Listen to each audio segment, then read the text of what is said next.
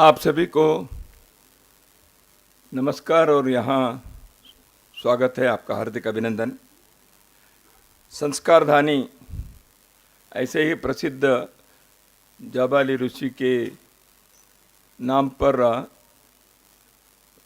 बसा हुआ यह शहर जबलपुर में अखिल भारतीय कार्यकारी मंडल की बैठक राष्ट्रीय स्वयंसेवक संघ की ओर से आज अंतिम दिन उसके होने वाले हैं।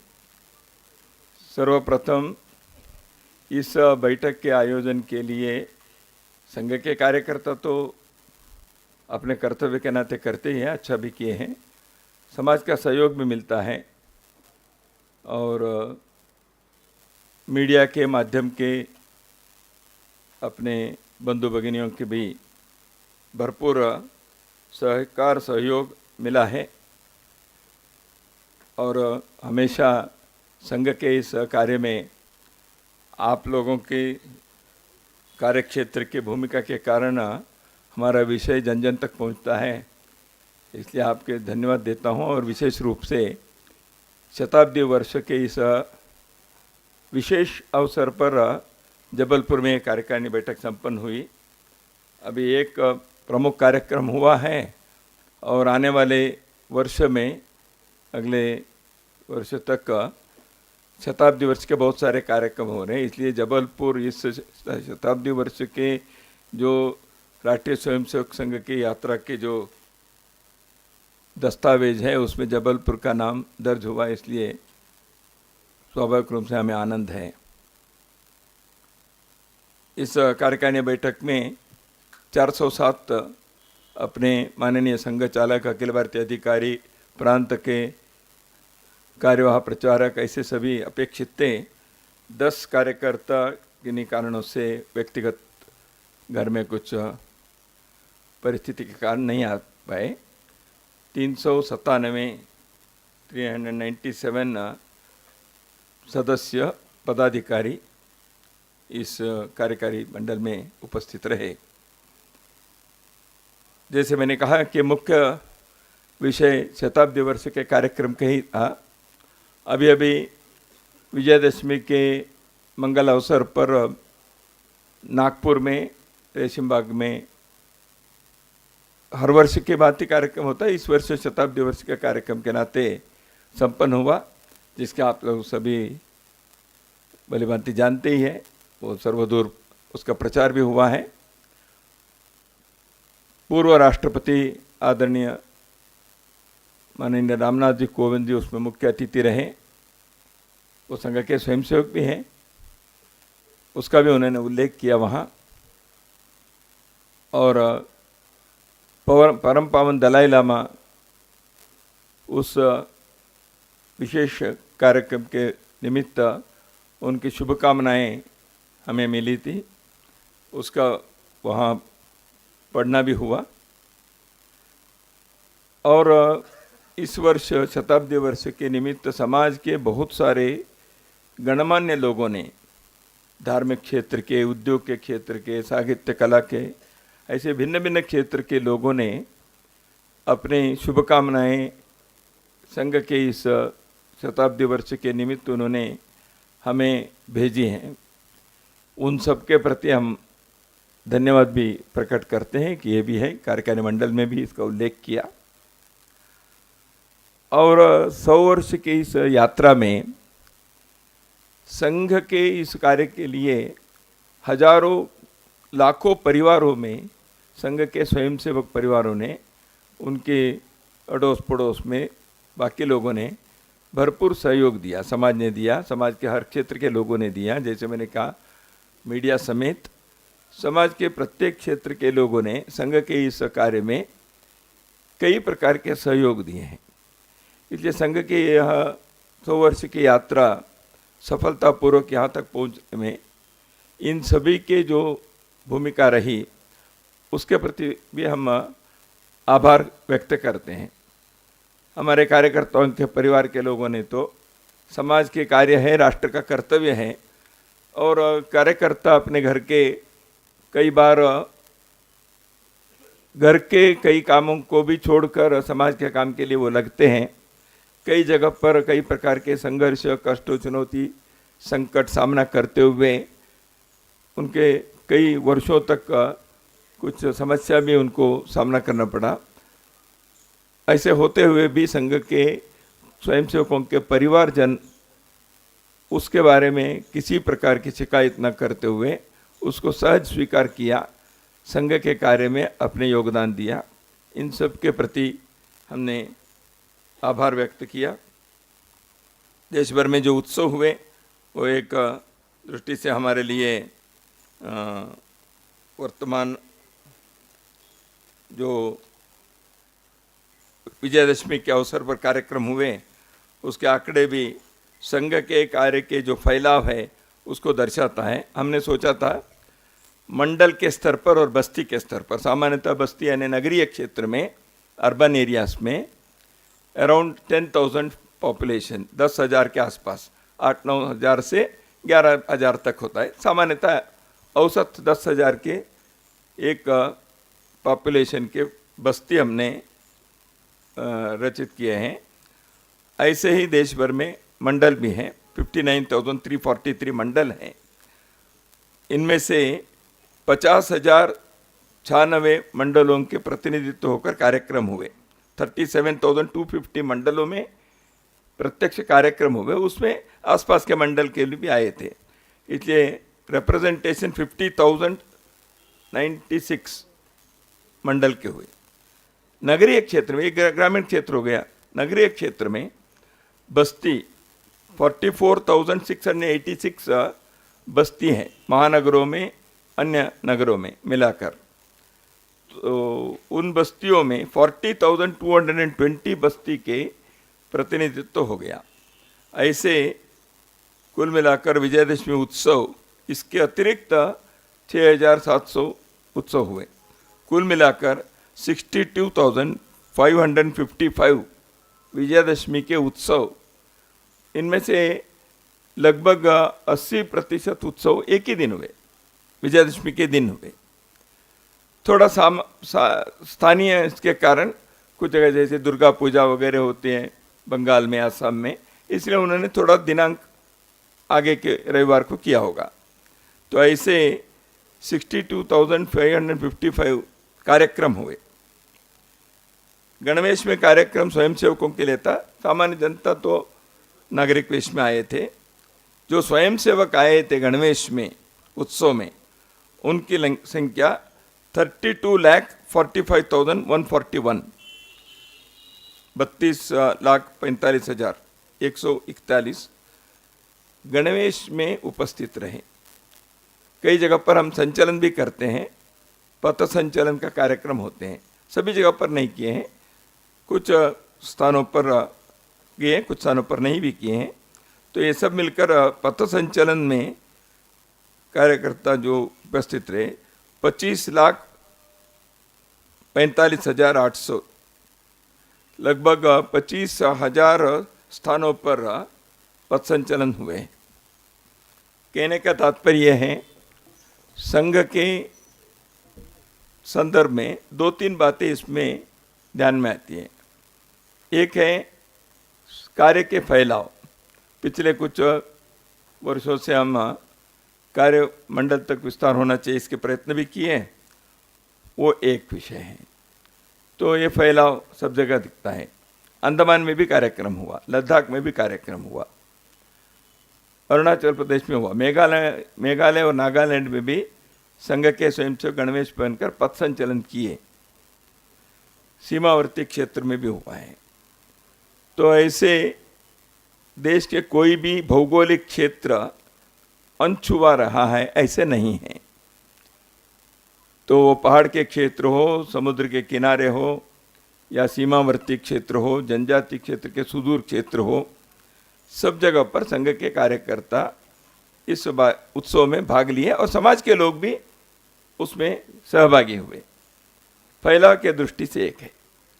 दूसरी बात है, नई पीढ़ी के लोग सामान्यतः संचलन में जो भाग लेते हैं वो 40 वर्ष के कम आयु के लोग होते हैं अधिकतर, क्योंकि संचलन में जाने के स्थिति भी रहनी चाहिए। हम शारीरिक विभाग से तरुणों का संचलन से मानते हैं, इसलिए तो इतने बड़े संख्या में संचलन में आने वाले संख्या है, तो संघ नई पीढ़ी के बीच भी अपने कार्य कैसे फैलाया है, यह भी ध्यान में आता है। तीसरी बात एक है, वो है समाज के लोगों के सहभागिता। समाज के कोई भी समुदाय समूह ऐसे नहीं रहा जो इन कार्यक्रमों में प्रत्यक्ष सहभागी नहीं हुआ। इतने ही नहीं, नागपुर के कार्यक्रम में विदेशी अतिथि भी आए थे। कई विदेशी लोग, विदेश में रहने वाले भारतीय ऐसे नहीं, विदेशी लोग ही आए थे। और संघ के पूर्वजन सरसंघ चालक जी और अन्य अधिकारियों से नागपुर में, दिल्ली में उन्होंने बाद में प्रत्यक्ष मिलकर भी इस कार्य के बारे में समझे भी और हमें शुभकामनाएं दी, अभिनंदन दिए, प्रशंसा भी की। तो संघ के एक फैलाव और इसके कार्य के महत्व और इसके रेलेवेंस, ये सब इस दृष्टि से हमें अपने लिए भी और समाज के लिए भी एक स्पष्ट रूप से दर्शाने वाले एक कार्यक्रम और एक अवसर रहा। इस कार्यकारी मंडल बैठक में हमने और भी एक संख्यात्मक जानकारी ली, वो भी मैं आपको बताना चाहता हूँ। संघ के कार्य की दृष्टि से पिछले एक साल में, गत अक्टूबर में भी हमारी बैठक हुई थी कार्यकारी मंडल की। एक साल में लगभग 10,000 अधिक स्थानों पर संघ की कार्य प्रारंभ हुआ है। 9,626 नए स्थान। अभी वर्तमान में 55,052 स्थानों पर संघ की शाखा लगती है। 87,398 शाखाएं हैं। ये पिछले बार से 15,000 शाखाएं ज़्यादा हैं एक वर्ष में। इसके अतिरिक्त साप्ताहिक मिलन होते हैं। शाखाएं डेली है, वीकली मिलन होते हैं। साप्ताहिक शाखाएं वो 32,362 है। तो ये दोनों मिलकर संघ के शाखा और साप्ताहिक मिलन 87,414 है। मैं आंकड़े इसलिए कह रहा हूँ, संघ ने पिछले कुछ वर्षों में कार्य विस्तार के बारे में विशेष प्रयत्न किया। समूहों में, जैसे उदाहरण के लिए श्रमजीवी वर्ग, कृषक है, विद्यार्थी हैं, ऐसे भिन्न भिन्न समूहों को हमने योजना बनाकर वहाँ संघ के कार्य कैसे पहुँचे, इसके प्रयत्न हमने किया है। जनजाति क्षेत्र में अथवा अन्य अन्य व्यवसाय के क्षेत्र में। इस कारण से ये सारे कार्य का फैलाव हुआ है। कार्यकारी मंडल बैठक में विशेष करके शताब्दी वर्ष के कार्यक्रम के आने वाले कार्यक्रमों की चर्चा किए। विजयदशमी उत्सव के बारे में तो मैंने कहा, और देश भर में बहुत सारे समाचार पत्रों ने, दैनिक, साप्ताहिक या इलेक्ट्रॉनिक मीडिया ने न केवल विजयदशमी उत्सव के समाचार छापे हैं, बल्कि संघ के बारे में लेख छापे हैं। संघ के कार्यकर्ताओं के भी है, अन्य समाज के लोगों ने भी दिया है। तो इस दृष्टि से देश भर में समाज ने इसको स्वागत किया, यह हमको अनुभव में आया। इसलिए हम समाज के प्रति कृतज्ञ हैं। यह समाज का काम है, राष्ट्र का कार्य है। स्वाभाविक रूप से इस बैठक में हमने आने वाले कार्यक्रमों की जो चर्चा की है, उसमें खंड और मंडल के स्तर पर, बस्ती के स्तर पर समाज का सम्मेलन करने वाले हैं। हिंदू समाज के सम्मेलन, सब समाज के सम्मेलन है, सभी एकत्र आए। तो पंच परिवर्तन के जो विषय हमने समाज के सामने रखा है, सामाजिक समरसता के, परिवार प्रबोधन, पर्यावरण के संरक्षण, स्वदेशी का बोध और नागरिक कर्तव्य, इन 5 विषयों के संदर्भ में एक एक मंडल बस्ती तक विषय पहुँचे, आचरण में उलाएं। इसलिए समाज के लोग भी इस विषय पर विषय रखें। इसलिए उस मंडल बस्ती में सामाजिक नेतृत्व करने वाले लोग इन सम्मेलनों में भाग लेंगे। वो स्वयं विचार रखेंगे, साधु संत विचार रखेंगे। समाज की मातृशक्ति, महिलाएं, माता बहनें भी इसमें भाग लेंगी। तो इसलिए सामाजिक परिवर्तन के एक बहुत बड़ा अभियान इस कारण से होगा इसलिए हिंदू सम्मेलन लगभग 80,000 होंगे, ऐसे हमारे अभी के एक अंदाज है जो कार्यकारिणी में मेरा। इसमें 45,000 45,000 मंडल ग्रामीण क्षेत्र में, लगभग 35,000 नगरीय क्षेत्र में, छोटे छोटे बस्तियों में ऐसे सम्मेलन होंगे। तो ये एक विचार किया है। उसके अलावा गृह संपर्क की योजना पहले भी बताए हैं शायद, तो वो देश भर में बड़ी संख्या में, करोड़ों की संख्या में परिवारों के मिलना होगा, और सामाजिक सद्भाव बैठकें खंड ब्लॉक स्तर पर हम करेंगे, और जिला केंद्र पर प्रमुख प्रबुद्ध नागरिकों की गोष्ठी करेंगे। तो इन सारे विषयों से समाज के अंदर विचार को भी पहुंचाना, आचरण व्यवहार में भी समाज परिवर्तन का होना, एकता की अनुभूति होना, और राष्ट्र के प्रति प्रत्येक परिवार, प्रत्येक व्यक्ति के अपना कर्तव्य है, इसको न केवल बोलना है, प्रत्यक्ष कैसे हम कर सकते हैं, जैसे नागरिक कर्तव्य हो, पर्यावरण के संदर्भ में हो, ये करने के लिए प्रयत्न करना, ये हमारा उद्देश्य और आग्रह रहेगा। आने वाले दिनों में ये हम करने वाले हैं। 3 वक्तव्य हमने जारी किए हैं, 2 वक्तव्य अभी कल आ गया है। विशेष अवसर है इस वर्ष, वैसे कल सरदार पटेल जी के जन्मदिन के अवसर पर भी हमने कार्यकारिणी में भी उसका उल्लेख भी किया। कार्यक्रम भी सभी लोग यहाँ होने के कारण अपने अपने स्थान पर कार्यक्रम करने में यहाँ के लोग उपस्थित नहीं थे, लेकिन वो कार्यक्रमों में भी अपने कार्यकर्ता स्वाभाविक रूप से सहभागी होते ही है। इसके अतिरिक्त यहाँ 3 वक्तव्य हमने जारी किए आने वाले दिनों के लिए। एक नवम गुरु श्री गुरु तेग बहादुर जी के शहादत के 350 वर्ष पूर्ण हो रहे हैं आने वाले 24 नवंबर को। तो उस अवसर पर श्री गुरु तेग बहादुर जी ने धर्म के, संस्कृति के, समाज के रक्षा और एकता के लिए अपने प्राणार्पण किया। तो इस दृष्टि से वर्तमान पीढ़ी गुरु के इस कार्य से और उन्होंने जीवन में भी जो किया उन कार्यों से प्रेरणा लेकर अपने समाज, धर्म, संस्कृति के रक्षा के लिए कटिबद्ध हो। इसलिए श्री गुरु तेग बहादुर जी के प्रति न केवल हमने यहाँ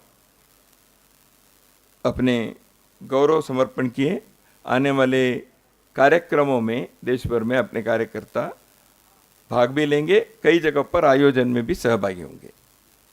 ऐसे ही और एक विशिष्ट एक व्यक्ति के बारे में, भगवान बिरसा मुंडा जी जनजातीय क्षेत्र के नेता है, लेकिन केवल जनजातीय क्षेत्र के लोगों के लिए नेता नहीं है। भारत में जो भी भारत की भूमि के लिए कार्य किए हैं वो सबके लिए आदर के पात्र हैं। भगवान बिरसा मुंडा, उनके जन्मदिन पर पिछले 2 साल से भारत सरकार ने भी जनजातीय गौरव दिवस ऐसे नवंबर 15 को मनाती है। कई वर्षों से संघ के कार्यकर्ता, वनवासी कल्याण आश्रम, विद्यार्थी परिषद, ऐसे संघ के स्वयंसेवक जहाँ सक्रिय हैं, उन्होंने भगवान बिरसा मुंडा जी के जन्मदिन को वो आचरण करते ही है। बिरसा मुंडा जी के जो संदेश है, केवल अंग्रेजों के खिलाफ वो लड़े ऐसे नहीं हैं, धर्मांतरण के खिलाफ भी वो आवाज़ उठाए थे। जनजातीय क्षेत्र के विकास के लिए भी उन्होंने अपने विचार रखा। तो इन सारे विषयों को लेकर भारत सरकार ने भी जो योग्य बात की है, जनजातीय गौरव दिवस के नाते, तो 150 वर्ष के जयंती के इस संदर्भ में बिरसा भगवान के प्रति हम अपनी श्रद्धा भी व्यक्त करते हैं, और कार्यक्रमों में भिन्न भिन्न प्रकार के जो कार्यक्रम इस वर्ष होंगे, विशेष करके जनजातीय क्षेत्र के लोग करते होंगे, लेकिन हमारा कहना है सारे समाज को करना चाहिए। संघ ने तो बिरसा भगवान को प्रातस्मरणीय माता, हम प्रतिदिन जो देश के एकात्मता स्तोत्र के प्रतिदिन हम यहाँ भी किए, उसमें जो इसके महानुभावों के जो थे उसमें बिरसा भगवान के नाम भी उल्लेखित है। यह वर्ष और भी एक वर्ष के दृष्टि से एक कारण से विशेष है। वंदे मातरम जो राष्ट्र गीत है, उसके 150 वर्ष हो रहे हैं। मुझे याद है जब वंदे मातरम के 100 वर्ष पूर्ण हुआ था, बंकिम चंद्र जी ने लिखे हुए आनंद मठ उपन्यास में पहले बार वंदे मातरम प्रकाशित हुआ, लेकिन उससे पहले ही वो उसको गाया गया था। और विशेष रूप से कांग्रेस के अधिवेशन में विश्व कवि गुरुदेव रविंद्रनाथ ठाकुर ने ही उसको स्वर लगाकर वंदे मातरम को उन्होंने गाया था। तो 1975 में 100 वर्ष पूर्ण होने पर देश भर में प्रांत प्रांत में समिति बनाई थी उसके, लेकिन दुर्भाग्य से तो आपातकाल घोषित हो गया। तो जिस वंदे मातरम को स्वतंत्रता संग्राम में गीत के नाते गाया था, तो फिर से एक बार स्वतंत्रता संग्राम करने के दिन आ गए थे 1975 में। तो मुझे याद है मैं बेंगलुरु में था उन दिनों में, हमने समिति बनाई थी, लेकिन देश में आपातकाल होने के कारण बहुत सारे कार्यक्रम नहीं हो पा रहे थे। 150 वर्ष अभी पूर्ण हो रहे हैं वंदे मातरम के। वर्तमान पीढ़ी को वंदे मातरम के रोचक कहानी बतानी चाहिए। वंदे मातरम केवल गीत नहीं है, भारत के आत्मा के मंत्र हैं। तो इस दृष्टि से वंदे मातरम इसके संविधान में भी राष्ट्रगान राष्ट्रगीत को समान गौरव के रूप में रखा गया है और भारत के संसद में दोनों को गाया जाता है। तो वंदे मातरम के एक इस पंक्तियों को भी भारत के लोग समझना भी चाहिए। उसके पीछे के एक भावनात्मक और संस्कृति आधारित भारत की पहचान को उस दृष्टि से समझना आवश्यक है। इसलिए वंदे मातरम के इस 150 वर्ष के कार्यक्रम के लिए एक वक्तव्य हमने जारी किया है, वो शायद यहाँ अभी प्रति आपको देंगे। 3-4 विषयों की चर्चा हुई। जैसे मैंने कहा, शताब्दी वर्ष के कार्यक्रम के संदर्भ में तो हमने आने वाले कार्यक्रम, उसकी तैयारी, कार्यकर्ताओं के उस कार्यक्रम के, इसलिए उसकी तैयारी हमने की है। और मणिपुर में जो परिस्थिति पिछले कुछ समय से बिगड़ गई थी, बहुत अच्छा हुआ, वहाँ के परिस्थिति में सुधार आया है। भारत सरकार ने विशेष कदम भी उठाए। स्वयं माननीय प्रधानमंत्री जी ने वहाँ एक मौसम के दृष्टि से भी कठिन परिस्थिति थी, लेकिन 3-4 जगह पर वो स्वयं गए और वहाँ के लोगों में एक पुनः मणिपुर के पुनर्निर्माण के लिए उत्साह जगाने का काम हुआ। संघ के कार्यकर्ता तो पिछले 2 वर्ष में संकट परिस्थिति में धरती के स्तर पर लोगों से संपर्क करने का कार्य हमने किया और मणिपुर में एक ही समाज के अथवा एक ही राज्य के 2 समुदाय आपस में नहीं लड़ना चाहिए, हम सबको साथ में रहना चाहिए। इसलिए हमारा प्रयत्न लगातार चलता भी रहा है। हमें खुशी है कि अभी आवागमन के दृष्टि से वहाँ परस्पर विश्वास के निर्माण के करने की दृष्टि से कई बातें हुई हैं। इस कारण से मणिपुर में पुनः एक अच्छे दिन आ जाएंगे। वहाँ के सरकार अभी सस्पेंडेड है, विधानसभा।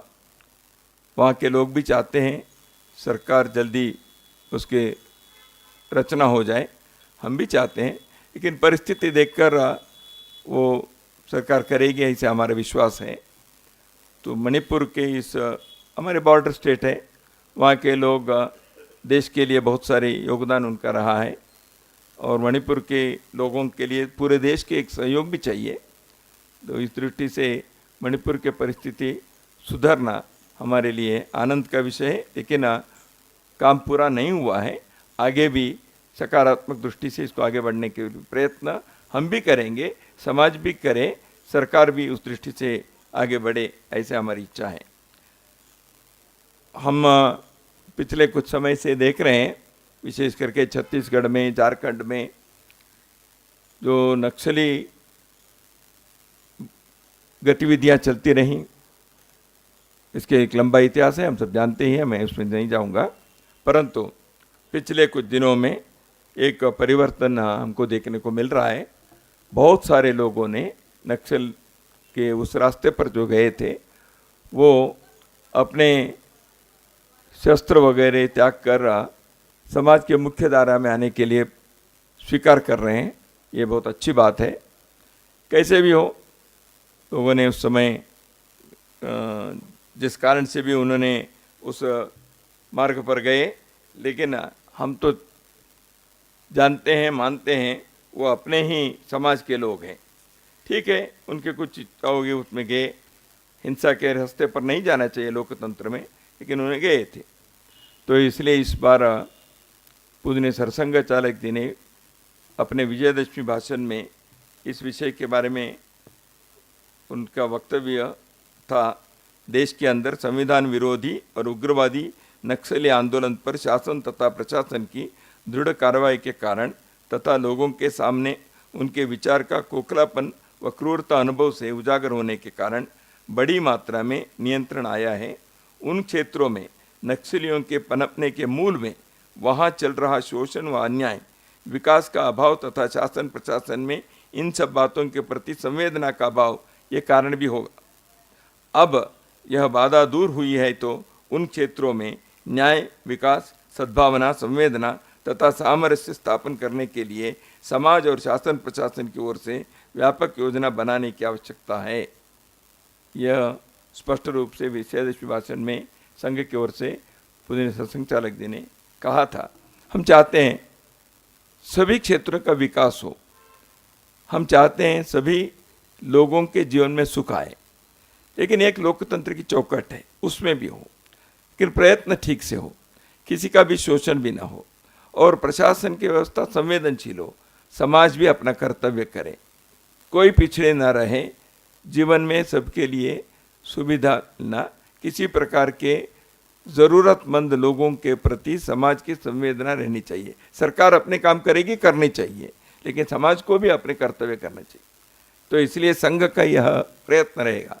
इसलिए संघ के स्वयंसेवक सेवा कार्य में, शिक्षा में, स्वास्थ्य में, स्वावलंबन में, स्किल ट्रेनिंग में, कई संस्कार के काम में हम भी लगे हैं, स्वयंसेवक भी लगे हैं, लेकिन उसके साथ साथ सरकार के प्रशासन की भी संवेदनशीलता नहीं आवश्यक है। तो इसलिए नक्सल लोगों ने रास्ते छोड़कर मुख्य रास्ते पर संविधानात्मक लोकतंत्र के रास्ते पर आते हैं तो समाज उसका स्वागत करना चाहिए। इसलिए संघ ने भले ही कारण कुछ भी हो पहले का, उसको भूल जाइए, अभी नए जीवन प्रारंभ करने के लिए आगे बढ़े, ऐसे हमारा कहना है। एक विषय की चर्चा हमने यहाँ की, वो है नौजवानों में एक तरफ राष्ट्रभक्ति, नए तंत्रज्ञान के, विज्ञान के प्रति एक आकर्षण और दुनिया के सामने टक्कर लेने के एक आत्मविश्वास नई पीढ़ी में है, प्रतिभा है। भारत को उस दृष्टि से ले जाने के लिए भारत के नौजवान सक्षम हैं, लेकिन एक दुर्भाग्य से और एक आयाम भी है, वो है नशा के कारण, ड्रग्स के कारण नौजवानों के बीच एक बहुत बड़ी बीमारी फैल रही है। कई सर्वेक्षण में ये बात ध्यान में आई है, विश्वविद्यालयों में, हॉस्टल्स में, IIT, IIM सरी के संस्थानों में भी, स्कूलों में भी ड्रग्स के एक बेचना, उसके लेना, यह हो रहा है।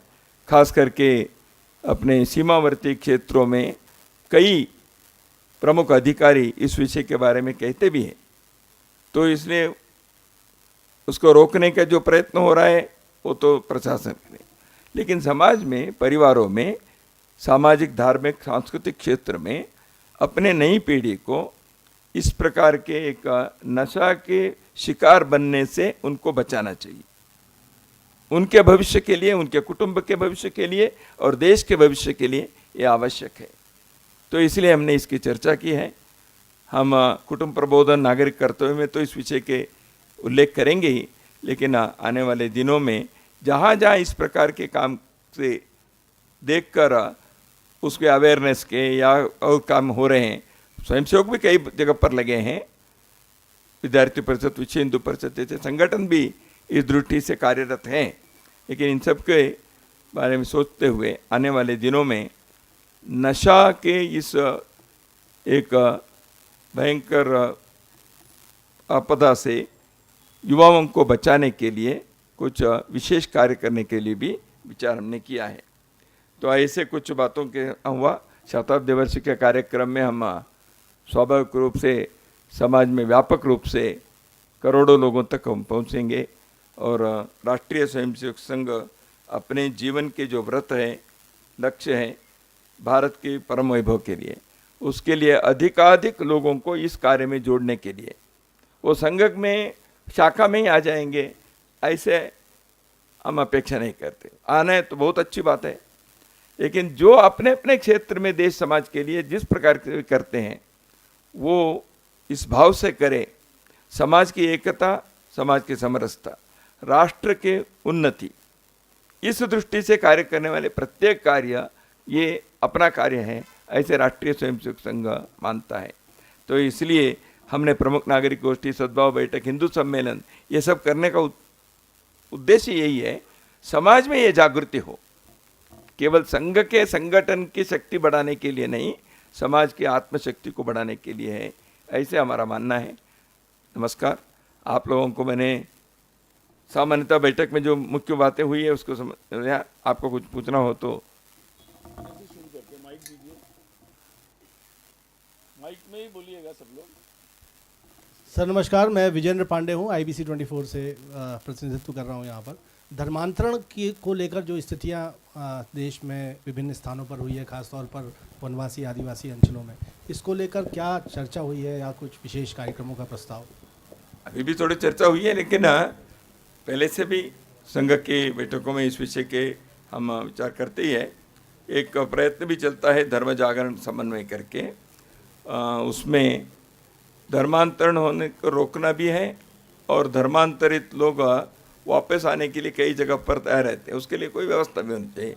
इसलिए अपने स्वयंसेवकों ने अन्य अन्य स्थानों पर इस दृष्टि से जो कार्य करते हैं उसको धर्म जागरण का कार्य है इसे कहा है। तो धर्म जागरण के कार्य में जहाँ ऐसे जनजाति क्षेत्र हो, अनुसूचित जाति क्षेत्र हो, समाज के कोई भी जो किसी न किसी रूप से फुसलाकर या सेवा के आड़ में या और कुछ जो धर्मांतरण होता है उसको रोकने के लिए धर्म जागृति करने का कार्य समाज के बहुत सारे साधु संत, कई धर्माचार्य इस विषय के लिए कार्य कर भी रहे, उनके साथ समन्वय करके कार्य चलता है। और कल्याण आश्रम, विश्व हिंदू परिषद, इन लोगों ने भी ये कार्य कई वर्षों से कर रहे हैं, इसे तो कर ही रहे। कई जगह पर घर वापसी के साथ धर्म जागरण करने का कार्य रहता है। पंजाब में विशेष रूप से पिछले कुछ समय से वहाँ के सिख समुदाय में भी धर्मांतरण के एक प्रवृत्ति बढ़ी है ने उसके लिए प्रयत्न करने वाले लोग कर रहे हैं, इसलिए एक साजिश की तरफ हो रहा है। तो इसलिए पंजाब में भी इस विषय के बारे में जागृति तो है, उस जागृति को और थोड़ा सा मजबूत करना और वहाँ के लोगों में इस के बारे में सक्रिय होकर इस विषय को रोकना और जो हुए हैं उनको वापस लाना, ये प्रयत्न भी करना चाहिए, ये भी कर रहे हैं, इसकी चर्चा चल रही है। भाई साहब नमस्कार, मैं दुर्गेश विस्तार न्यूज़ चैनल से। एक तरफ आरएसएस कई प्रमुख कार्य कर रहा है, कार्य करने की योजना बना रहा है इस बैठक में, वहीं दूसरी तरफ थोड़ा राजनीतिक सवाल है मेरा, लेकिन कल ही मल्लिकार्जुन खड़गे राष्ट्रीय अध्यक्ष हैं, उन्होंने कहा है कि आरएसएस पर प्रतिबंध लगना चाहिए, क्योंकि एक तरफ जबलपुर में इतनी बड़ी बैठक चल रही है, आगे की रूपरेखा बन रही है, दूसरी तरफ एक राष्ट्रीय अध्यक्ष इतनी बड़ी बात कह रहे हैं, इस पर आपका क्या है? उन्होंने कई बार प्रयत्न किया था ना, वो मुझे लगता है पहले के अनुभव से थोड़ा सीखना चाहिए, समाज किस दिशा में जा रहे हैं। और पहले उन्होंने अभी बैन करना चाहिए ऐसे कहने वाले एक प्रमुख नेता, पहले उन्होंने 3 बार प्रयत्न भी किए थे, उसको समाज ने क्या कहा, न्यायालय ने क्या कहा, क्या मिला उससे, और ये सब होने के बाद भी संघ का कार्य आगे बढ़ता गया। और बैन करना चाहिए ना, उसका कोई कारण हो चाहिए, मुझे इच्छा हो गई इसलिए बैन करना चाहिए, ऐसे थोड़ी होता है। भारत के सुरक्षा के लिए, एकता के लिए, संस्कृति के लिए, विकास के लिए काम करने वाले एक संगठन, उसको बैन करने वाला चाहिए ऐसे कोई एक राजनेता कहते हैं तो उसका कारण बताना चाहिए। ऐसे है तो वो संबंधित उसमें कारण बताकर प्रयत्न करके देखें। पहले भी किया है उन्होंने, क्या निकला? समाज ने तो संघ को स्वीकार किया है और सरकार के व्यवस्था ने भी उस सभी बयान को गलत सिद्ध करके फैसला दिया है। तो मुझे लगता है ऐसे कहने वाले नेता पहले के अनुभव से पाठ सीखना चाहिए। जी नमस्कार, मैं अरविंद दुबे हूँ, स्वराज एक्सप्रेस न्यूज़ चैनल का यहाँ ब्यूरो चीफ हूँ। माननीय, इस वक्त देश में जातियों के बीच में प्रतिस्पर्धा और धर्मों के बीच में एक दूसरे को बड़ा बताने का कंपटीशन चल रहा है।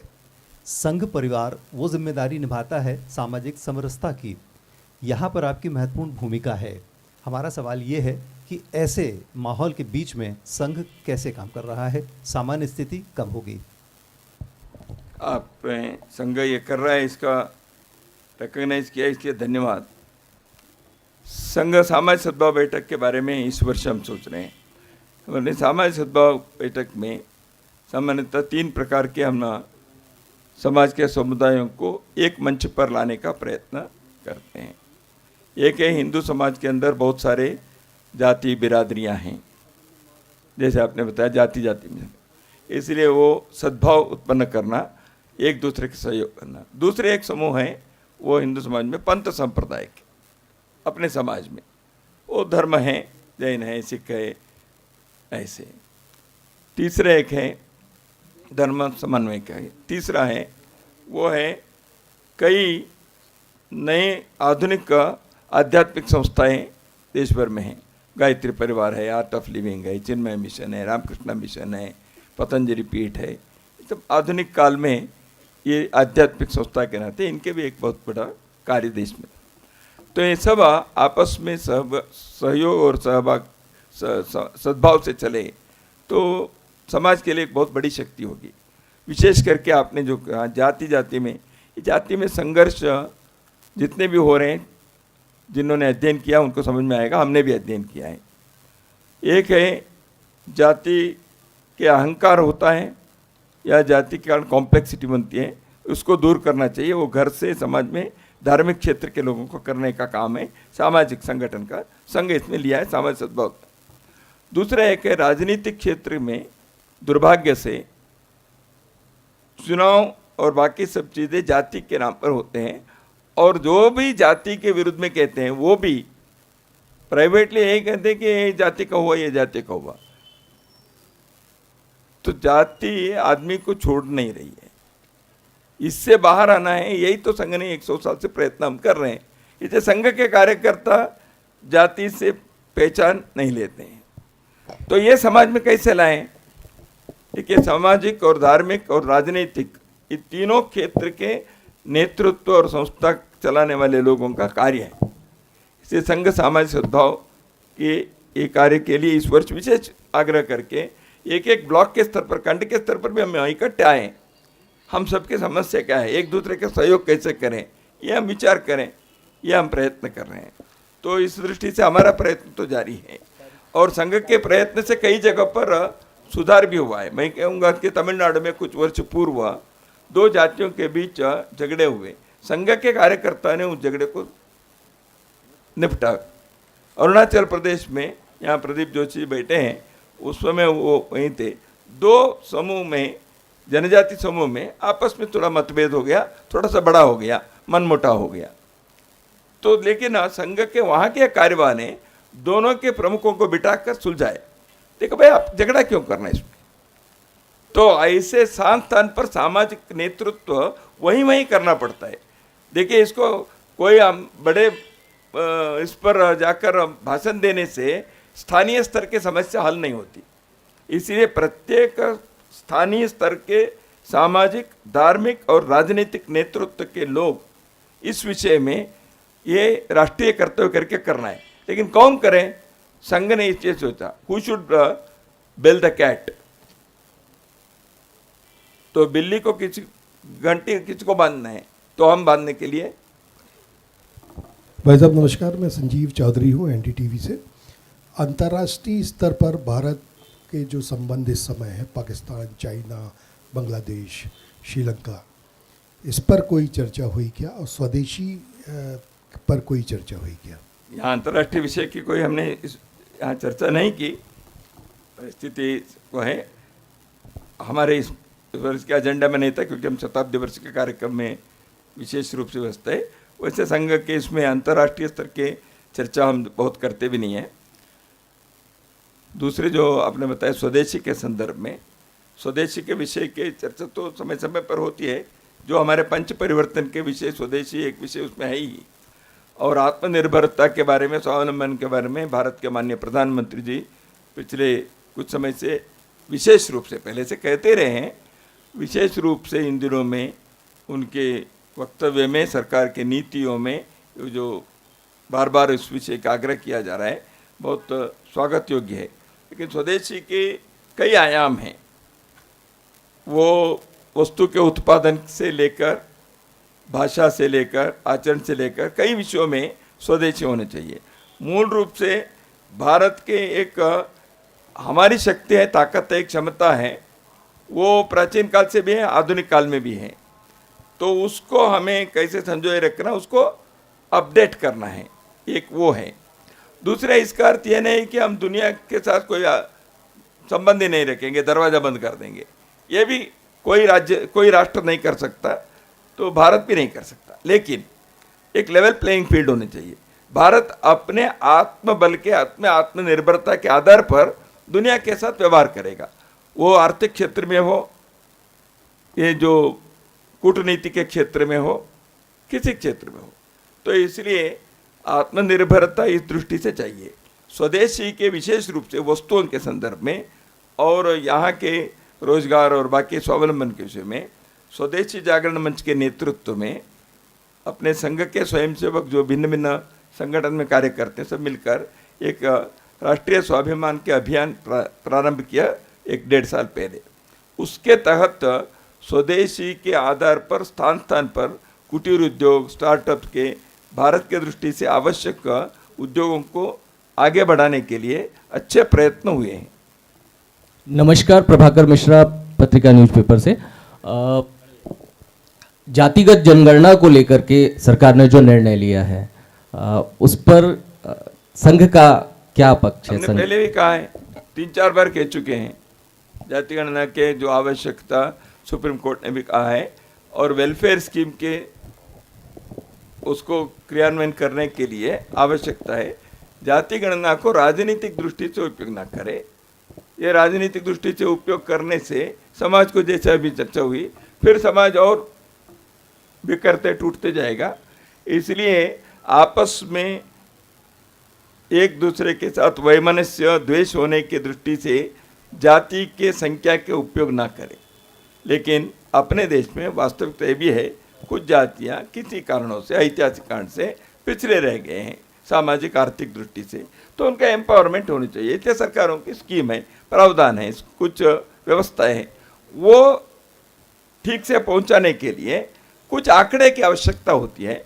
उन आंकड़े की आवश्यकता के लिए कहीं ना कहीं करना पड़ता है, तो इसलिए करें, ये संघ ने कहा है।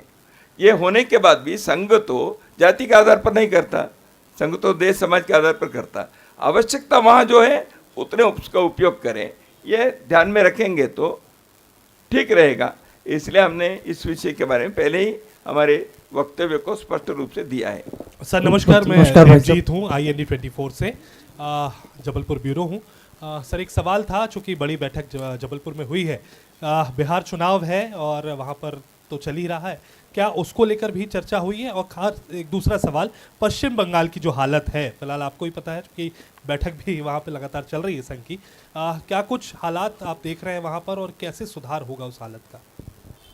बिहार के चुनाव की चर्चा यहाँ कोई हमने नहीं की, क्योंकि कार्यकारी मंडल के एजेंडा में हम चुनाव की चर्चा हमारे नहीं रहता है। लेकिन चुनाव के बारे में एक हमेशा के हमारे एक स्टैंड है संघ के कार्यकर्ताओं के, संघ के ऑफिशियली, वो है अधिकाधिक मतदान हो, 100% मतदान हो। ये लोग देश समाज के विषय को लेकर वोट दें, जैसे अभी आया जाति के नाम पर या पैसे के कारण या सरकार के पार्टियों ने देने वाले फ्रीबी के कारण अपने वोट को उस दृष्टि से देने का, बेचने का, इसे कहने का मुझे मोह हो रहा है। ऐसे ना करें। तो ये एक लोक जागरण करना है, वो समय समय पर संघ के स्वयंसेवक करते रहते हैं, अलग अलग मंचों से करते हैं। तो उसके अतिरिक्त बिहार के चुनाव में क्या, वहाँ के चुनाव में क्या होना चाहिए, अभी हमारे कोई चर्चा का विषय था भी नहीं और किए भी नहीं। और बंगाल के संदर्भ में बंगाल की परिस्थिति थोड़ा सा सच में विकट है। चर्चा यहाँ नहीं किया हमने, पिछले बैठक में बंगाल के बारे में भी एक प्रस्ताव पारित कर दिया है, तो बंगाल विषय के संदर्भ में ही किया है।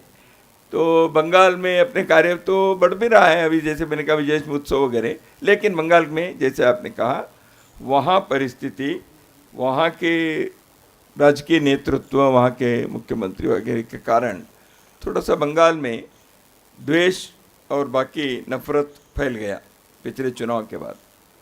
तो ये नहीं होना चाहिए। बंगाल एक बॉर्डर स्टेट है, बांग्लादेश से भी बहुत संख्या में वहाँ के लोग भी यहाँ आते हैं, तो इसलिए बंगाल के ऊपर एक उसके भी बोझ होता है। तो इसलिए राष्ट्रीय दृष्टि से सोचना चाहिए। बंगाल के लोग तैयार हैं, लेकिन वहाँ के राजनीति में ये कुटिलता को यदि दूर नहीं किएंगे तो बंगाल जो देश के लिए नेतृत्व देने वाले एक ऐसे भारत के हिस्सा, उसको अस्थिर रखना, हिंसा में रखना, यह राजनीतिक दृष्टि से करना, यह देश के साथ अन्याय होगा। तो इसलिए भारत में इस प्रकार की कहीं भी ना हो। संघ के स्वयंसेवक बंगाल में भी समय समय पर वहाँ के लोगों के राष्ट्रीय एकता की दृष्टि से, सामाजिक सद्भाव की दृष्टि से हम तो प्रयत्न कर रहे हैं, लेकिन है परिस्थिति विकट है, क्योंकि वहाँ राजनीतिक प्रश्रय मिलता है ऐसे करने वाले लोगों को। तो इसको मेरे अनुरोध है, आप लोग जो राजनीतिक प्रश्रय मिलकर देश के साथ अन्याय हो रहा है, इसको उजागर करने का कार्य अधिक आप लोग करें। नमस्कार भाई साहब। राकेश हूँ, राकेश श्रीवास ANI से हूँ। नमस्कार भाई साहब, मेरा नाम अजय पांडे है, मैं यश भारत समाचार पत्र से हूँ। 2014 के बाद से जबकि केंद्र में सरकार बदली हुई है और भाजपा थोड़ा मजबूत होकर आई थी, लेकिन भाजपा और आरएसएस का वैचारिक सहयोग रहा है और विचार मिलते रहे हैं, तो कहीं ना कहीं संगठनात्मक रूप से आरएसएस मदद करता रहा है भाजपा को। लेकिन अब 2014 के बाद जब भाजपा थोड़ा मजबूत हो गई है तो संबंध कुछ बदल गए हैं या भाजपा उतना सहयोग अब नहीं लेना चाह रही है, ये मेरा पहला प्रश्न है। और एक सप्लीमेंट्री क्वेश्चन भी है कि जिस तरह से संघ लगभग 47 प्रांतों के माध्यम से अपने संगठन का संचालन करता है, तो जो बड़े राज्यों में छोटे राज्यों की मांग उठ रही है और उन्हें छोटे छोटे राज्यों में बांटना चाहिए, क्योंकि एक रिपोर्ट भी आई जिसमें कहा है कि जो छोटे राज्य नए बने हुए हैं उनकी विकास दर अधिक है, तो क्या संघ इसे भी स्वीकार करता है? ये मेरे दो सवाल हैं। देखिए, भाजपा के संबंध वगैरह के पहले कई बार हम कह चुके हैं, मुझे लगता है पिछले 50 वर्षों में 50,000 बार बताए हैं। तो संघ के स्वयंसेवक कई पार्टी में, भारतीय जनता पार्टी में अधिक हैं, क्योंकि भारतीय जनता पार्टी के लोग संघ के स्वयंसेवकों को प्रवेश नहीं, ऐसे नहीं कहते, बाकी पार्टी के लोग प्रवेश को थोड़ा रोकते हैं, है कि नहीं? आप उनसे पूछ लीजिए। तो इसलिए समस्या है। और राजनीतिक दृष्टि से राष्ट्रीय स्वयंसेवक संघ एक नागरिकों का संगठन है। देश के विद्यमानों के बारे में, देश की जो परिस्थिति है उसके बारे में हमारे भी कुछ कहना रहता है। सरकार किसी के भी हो, हम कहते भी हैं, पहले भी हम कहते रहे और हमारे विचार रखते हैं। जहाँ जिस सरकार के साथ थोड़ा सा उठना बैठना समन्वय संभव है या सरकार के किसी व्यक्ति के साथ, वो भी हम करते रहते हैं, सरकार किसी का भी हो। जब सरकार में स्वयंसेवक ही बैठे हैं तो स्वाभाविक रूप से हमारा समन्वय बैठना उठना ज़्यादा होता है। समन्वय स्वयंसेवक नहीं थे, प्रणब मुखर्जी जब प्रणब दा केंद्र के मंत्री रहे, बाद में राष्ट्रपति रहे, हमारा संपर्क रहता है। इसलिए बाद में प्रणब दा नागपुर में हमारे कार्यक्रम में भी आए थे। तो हम संपर्क तो सभी से रखते हैं, रखना भी चाहते हैं। और दरवाज़ा बंद करना, खोल के रखना, वो दूसरे के तरफ के लोगों का है। और इसलिए संघ 14 के बाद कोई परिस्थिति में ये हो गया वगैरह, ये सब ऐसे कुछ नहीं है। हमारे संबंध ये घर के लोग हैं जी, हम आपस में भाईचारा हम रखते हैं। ऐसा कोई किसी प्रकार की चीज़ों को ना आप सुनिए, ना आप विश्वास रखिए, ना आप कृपया बढ़ाइए। नमस्कार, मैं राकेश ANI से हूँ।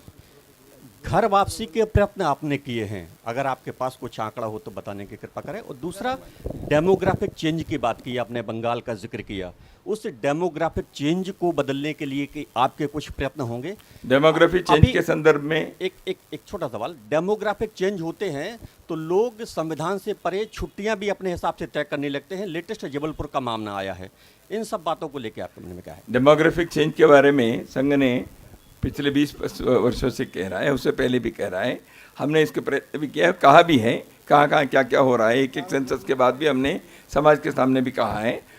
2006 में श्री गुरुजी जन्म शताब्दी वर्ष के समय में जनसांख्यिकीय असंतुलन, डेमोग्राफिक इम्बैलेंस, इसी विषय पर देश भर में हमने कार्यक्रम किए थे, क्योंकि 2001 के सेंसस के रिपोर्ट 2005 में प्रकाशित हुए, उसके आधार पर हमने ये कार्यक्रम भी लिया था। डेमोग्राफिक इम्बैलेंस जो हो रहा है वो 3 कारणों से हो रहे हैं, तो सबको मालूम है। अभी भारत के विज्ञान भवन के कार्यक्रम में सरसंघ चालक जी ने, मोहन प्रभा घोष जी ने इस विषय पर तीनों कारणों को वहाँ भी उन्होंने एक बार कहा था। वो 3 कारण एक है घुसपैठी, बांग्लादेश से होने वाले या पाकिस्तान से होने वाले। भाई साहब, मेरा छोटे राज्यों की अवधारणा का जो सप्लीमेंट्री क्वेश्चन था उसका जवाब पूरा होने के बाद आपके पास। तो दूसरे है कन्वर्शन, जो धर्मांतरण के संदर्भ में आपने पूछा, व्यापक प्रमाण में जो कन्वर्शन होता है इस कारण से। तीसरे हैं कुछ समुदायों के विशेष उनके संतति के प्रमाण ज़्यादा होना। ये तीनों कारणों से डेमोग्राफिक इम्बैलेंस हो रहा है। ये तीनों कारणों को एड्रेस करना पड़ेगा। धर्मांतरण को रोकने के कानून हैं, लेकिन प्रयत्न सामाजिक दृष्टि से वगैरह का मैंने बताया, और जनसंख्या के नियंत्रण के दृष्टि से पॉपुलेशन पॉलिसी करना सरकार का काम है। सरकार ने इसको ओपन सभा में और संसद में भी सरकार ने कहा है, तो वो पॉपुलेशन पॉलिसी जितनी जल्दी होगी उतने इसके लाभ होगा। दूसरा है घुसपैठी को रोकना चाहिए। ये धर्मांतरण को रोकना बहुत बड़ा काम है, इसमें वो समाज जैसे जागृत होगा वो कहेंगे। डेमोग्राफिक इम्बैलेंस को रोकना चाहिए, ये कहते ही ये कम्युनल विचार है वगैरह वगैरह जब होता है, उसको कृपया आप लोग भी सोचिए। देश की सुरक्षा के लिए डेमोग्राफिक इम्बैलेंस होने के बाद वो कैसे रहेगा? और कोई ऐसे जो कहता है वो देश के हित में कह रहा है कि केवल सांप्रदायिक कह रहा है, ये भी सोचना चाहिए। समाज में डिबेट इस प्रकार होने से लोग सत्य बोलने के लिए भी कतराते, ऐसे हो जाते। संघ तो नहीं कतराता, बाकी लोग तो, इसलिए सोचना चाहिए। जो स्मॉल स्टेट्स के बारे में है, समय समय पर सरकार के निर्णय होते हैं, आवश्यकता अनुसार राज्य बनते हैं। जैसे छत्तीसगढ़ बना है, झारखंड बना है, पहले भी बना है। आवश्यकता अनुसार जैसे बनने की आवश्यकता बनती है बनते जाए। वो देश की एकता मुख्य है। देश अपने देश में फेडरल व्यवस्था होने के बाद भी देश की यूनिटी, इंटीग्रिटी ये प्रमुख है। तो इसलिए छोटे राज्य कहीं बनने की आवश्यकता को महसूस करके लोगों के एस्पिरेशंस है, उसके आर्थिक, बाकी सुरक्षा, बाकी विषयों को ध्यान में रखकर समय समय पर करने का निर्णय हुआ ही है। तो इसलिए होना है कि नहीं होना चाहिए वो जनरल नहीं कह सकते, परिस्थिति के देखकर निर्णय करना चाहिए। भाई साहब नमस्कार, मैं संजय साहू, भाई साहब नमस्कार। न्यूज़ चैनल से दो प्रश्न। भाई साहब नमस्कार, मनोज दीक्षित, नई दुनिया से निवेदन कर रहा हूँ। अभी सघन पुनरीक्षण अभियान चल रहा है, चुनाव आयोग ने चलाया है मतदाता सूचियों का, उसको लेके बिहार से शुरुआत इसकी हुई है। बाकी अब देश में भी जो अभी पीसी हुई इसमें उन्हें, तो इसमें संघ का क्या विचार है? संघ की भूमिका इसमें रहेगी क्या? ये समय समय पर होता रही है। संघ इसमें भूमिका क्या है? कोई भी एक सूची है उसको परिष्कृत करना है, उसको प्रामाणिक बनाना है। मतदाता सूची में एक ही नाम 2 बार 3 बार ना आए, या जो मतदाता नहीं है उनके नाम ना आए, ऐसे यदि उसके उद्देशित संस्था निर्वाचन आयोग एक कार्य लिया है, मतदाता सूची का परिष्कृत करना है, तो करना उसका काम है, करना चाहिए। इसमें कोई विरोध करता है तो मुझे ध्यान में नहीं आता, पर सूची परिष्कृत न हो, ऐसे क्यों?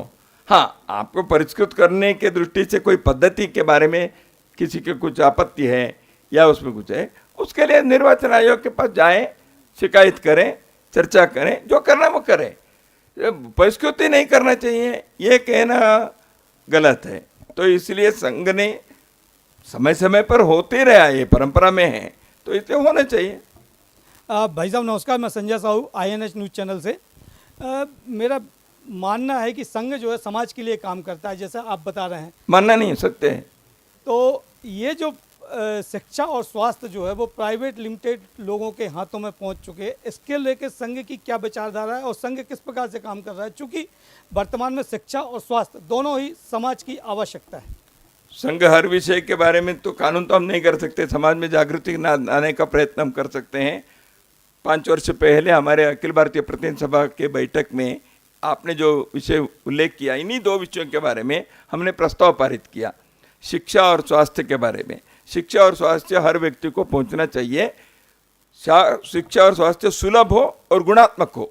गुणात्मक शिक्षा, गुणात्मक स्वास्थ्य व्यवस्था, ये सस्ते में सुलभ में सबको उपलब्ध हो, ये संघ के प्रस्ताव है। इसे कैसे करना केवल कहने से नहीं होता, उसका हमने कुछ सुझाव भी उसमें दिए थे, मैं डिटेल में नहीं जाऊंगा, लेकिन होना चाहिए। व्यापारीकरण शिक्षा के अथवा स्वास्थ्य व्यवस्था के गलत है, लेकिन इसको करने वाले लोगों को भी एक व्यवसाय के नाते करेंगे तो कुछ तो वो अपने मुनाफा लेंगे, लेकिन व्यापारीकरण शिक्षा के स्वास्थ्य सेवा के ना हो, इसके लिए आवश्यक रेगुलेशन सरकार को भी करने पड़ती है।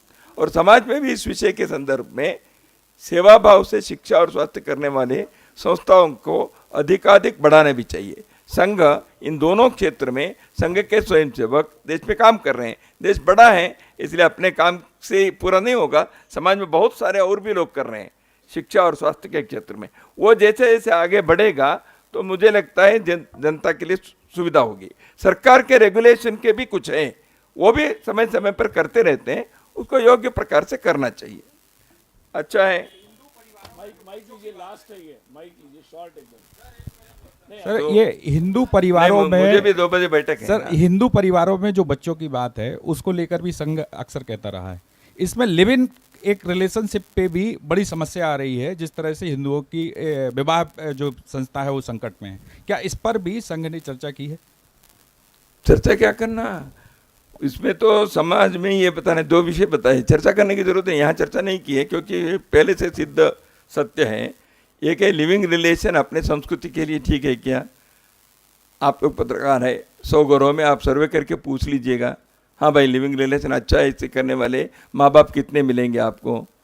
तो इसलिए समाज के अपने संस्कृति के दृष्टि से विकृत करने वाले, जीवन को भी ये करने वाले ऐसे विषयों को समाज में कैसे, हर चीज़ कानून से ही रोकना संभव है क्या? संभव नहीं है। कानून से हर चीज़ को नहीं रोक सकते, संस्कार देना पड़ेगा, समाज में उदाहरण प्रस्तुत करना पड़ेगा। घर के, समाज के जो बड़े लोग हैं वो अपने आचरण से, व्यवहार से करना पड़ेगा। तो इसलिए समाज में ऐसे अच्छी बातें जब होती है उसको नई पीढ़ी लेती है, लेकिन केवल कानून से नहीं होता, कानून भी अपने काम कर सकता है। दूसरी बात आपने जो ये बताया क्या बच्चों के संतति के बारे में, ये तो कहा ही है। मैं और एक बार आप सभी को धन्यवाद देता हूँ